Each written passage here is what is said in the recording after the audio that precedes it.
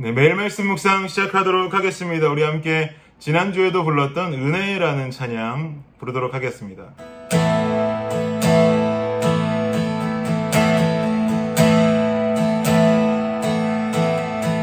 내가 누려왔던 모든 것들을 내가 지나왔던 모든 시간이 내가 걸어왔던 모든 순간이 당연한 것 아니라 은혜였소. 아침해가 뜨고 저녁에 노을 봄의 꽃향기와 가을의 열매 변하는 계절의 모든 순간이 당연한 것 아니라 은혜였소. 모든 것이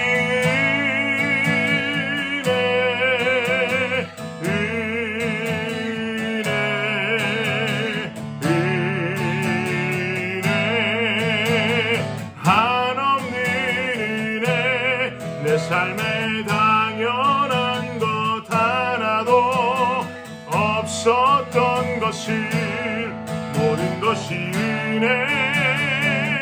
은혜였소.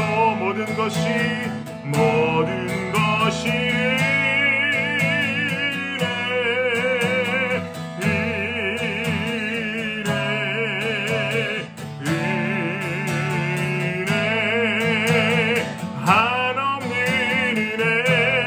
내 삶에 당연한 것 하나도 없었던 것을 모든 것이 은혜였소. 모든 것이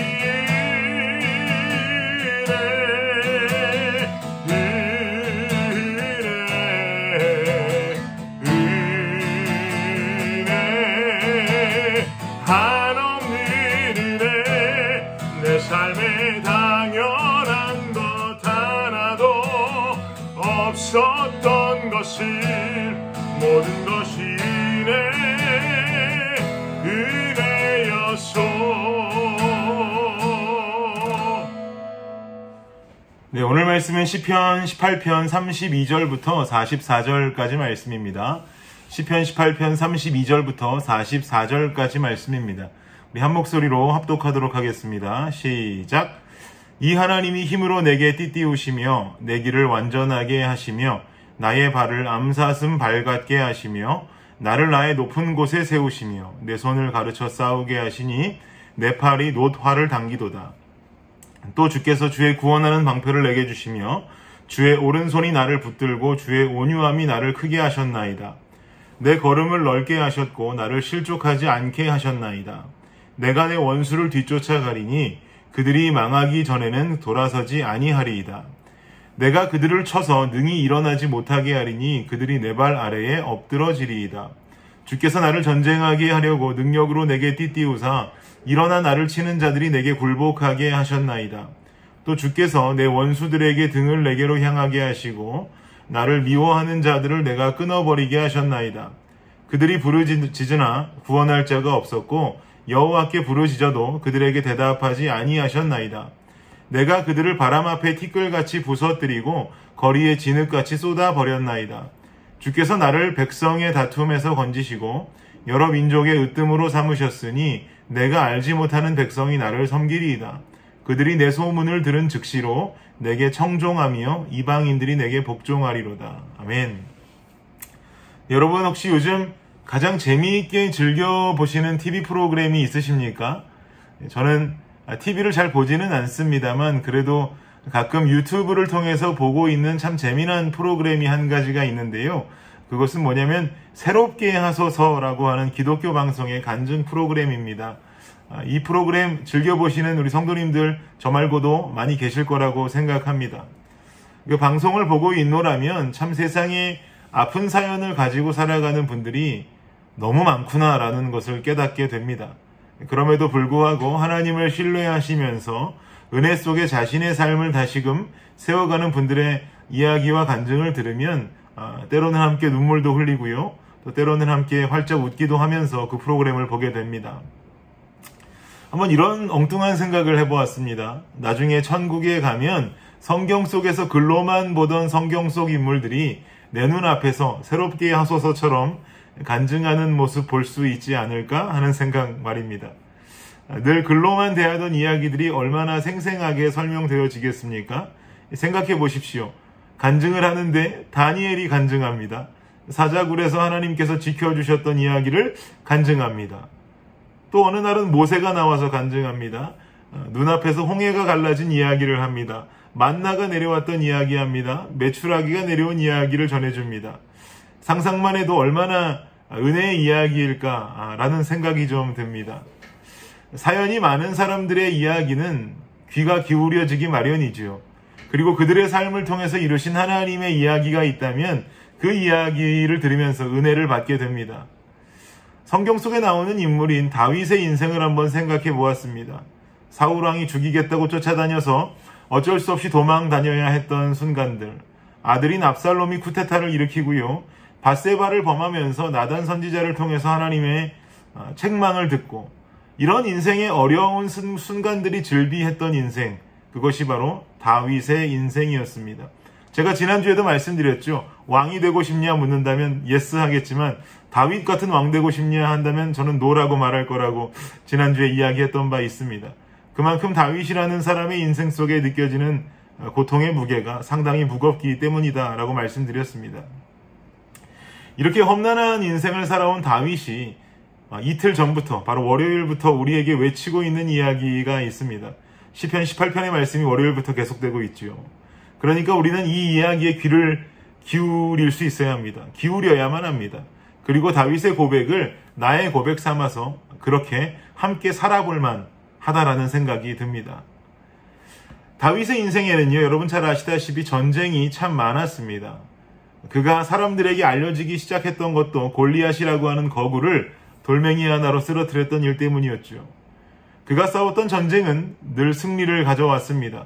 그러기에 다윗은 이스라엘 최고의 왕이라고 지금도 칭송을 받고 있는 것이죠.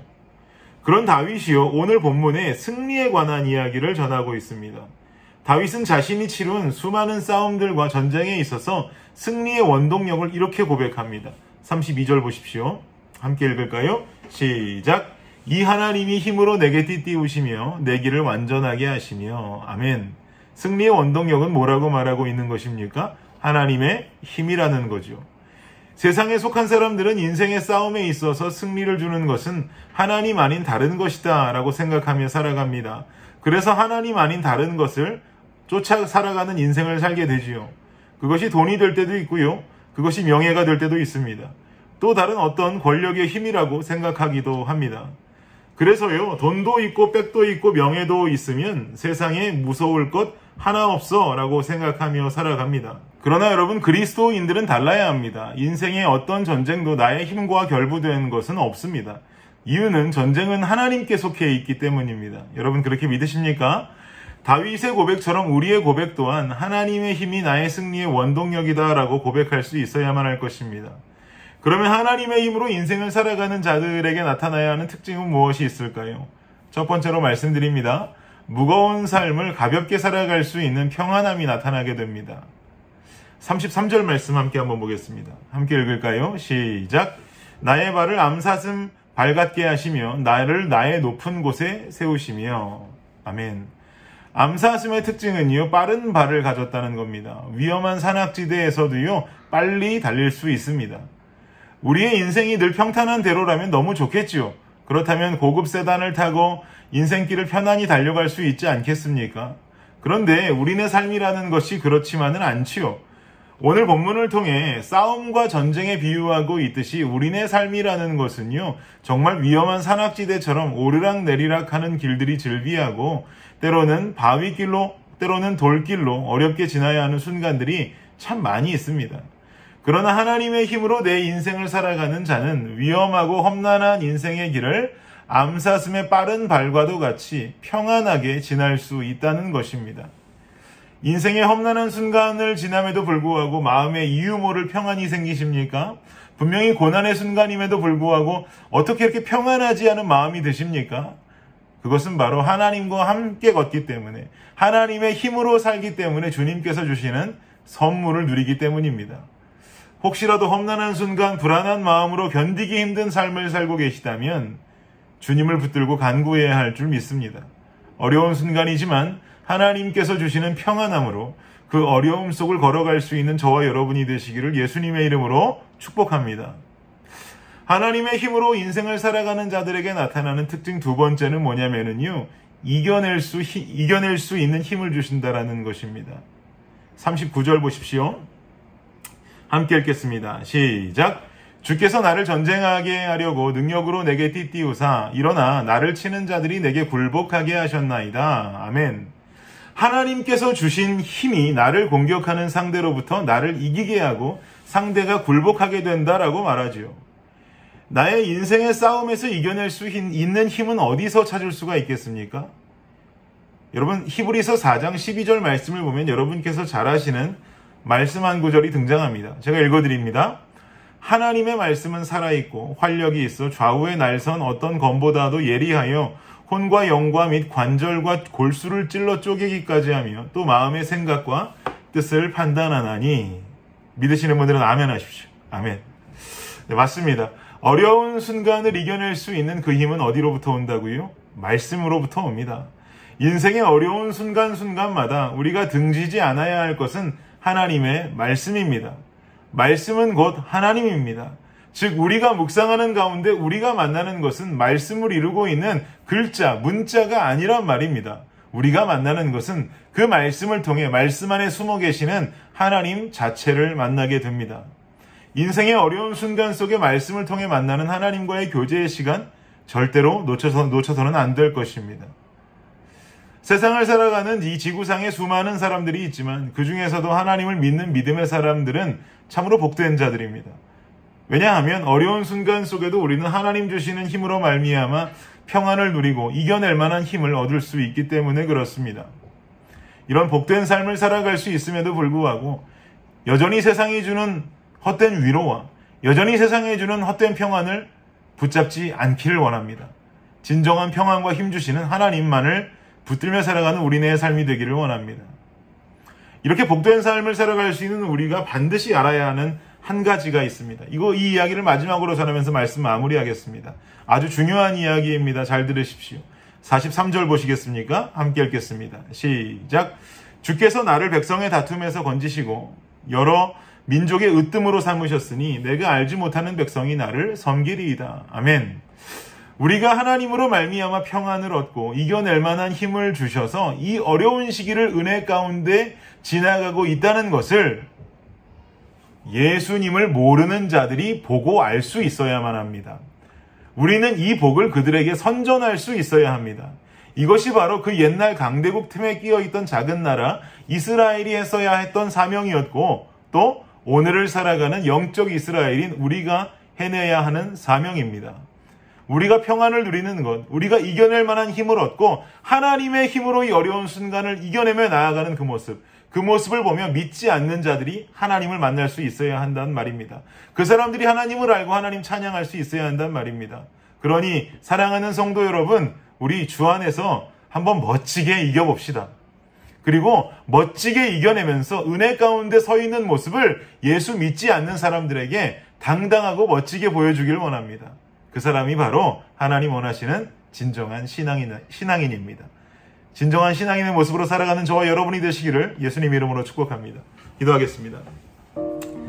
주님 감사합니다. 우리 삶에 어려운 순간이 온다 할지라도 주님께서 주시는 선물인 평안과 하나님의 힘으로 살아갈 때 주어지는 이겨낼 만한 힘으로 우리가 이 세상을 살아가게 하여 주시고 믿지 않는 자들이 우리의 모습을 보면서 하나님의 존재를 함께 느낄 수 있는 그런 삶의 모습이 우리의 삶이 되게 하여 주옵소서. 진정한 신앙인 그렇게 되어가기를 간절히 원합니다. 예수님 이름으로 기도합니다. 아멘. 수요일 기도 제목으로 함께 기도하도록 하겠습니다. 구역장들을 위해서 구역원들을 잘 돌볼 수 있도록 섬김을 통해 은혜와 복을 받도록 기도해 주시기 바랍니다. 마지막으로 선교사님을 위해서 기도하실 때에 하이티의 박동환 선교사님, 알래스카의 이홍래 목사님, 그리고 D국의 김재문 선교사님과 이국의 새벽이슬 선교사님을 위해서 이 시간 간절히 기도하도록 하겠습니다. 기도합니다.